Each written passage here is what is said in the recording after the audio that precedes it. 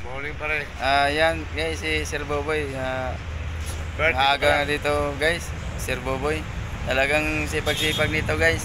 Ngayon guys, napuntahan ko na naman yung team dahil namimiss ko sila. Ngayon guys, bibiyahe muna tayo guys.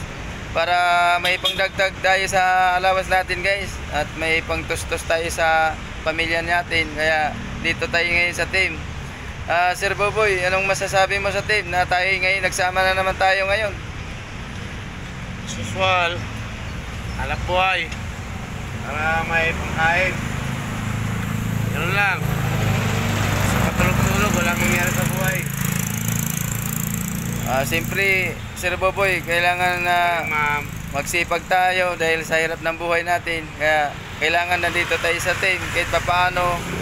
Una-una po, Sir Boboy, bawat isa sa atin na huwag tayo makakalimot kay Lord magdasal sa ating pag-alis sa bahay. Dapat nakapagdasal na tayo bago tayo pumunta sa team para may guide tayo sa ating pagbibiyahe. Yan lang din ang maano ko sa atin sa team na masabi na huwag tayo makakalimot sa pagdasal, mag-wish kay Lord. Ayan, Sir Boboy. Sir Boboy, salamat sa. Thank you din. Ayan guys, Sir Boboy guys. Sir Christian, good morning. Yan guys, si Sir Christian, absent kagabi guys. Hindi naglalaro sa team. Kaya ngayon pinuntahan ko siya guys, bakit hindi siya naglalaro sa team. Sir Christian, ano masasabi mo? Ba't wala ka sa team? Hindi ka naglalaro.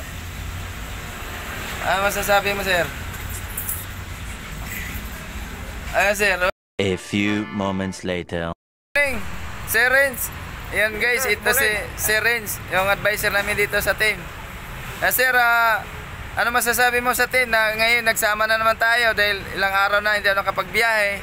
Ngayon dahil sa ako'y risk din na magbiyahe na ako ngayon dito sa team. Mabuti naman at nakakadagdag ka naman power dito. Anong pinukulang ang pila rito pinukulang sa manpower. Anong ilan lang yung iba, may mga trabaho naman. Pero kahit pa paano nagagampanan pa rin ng serbisyo para doon sa mga barangay tuwan. Ayan guys, ang masabi sa team ni Sir Renz, yun lang na nadagdagan yung team namin dahil sa pangtusto sa aming pamilya. Kaya nandito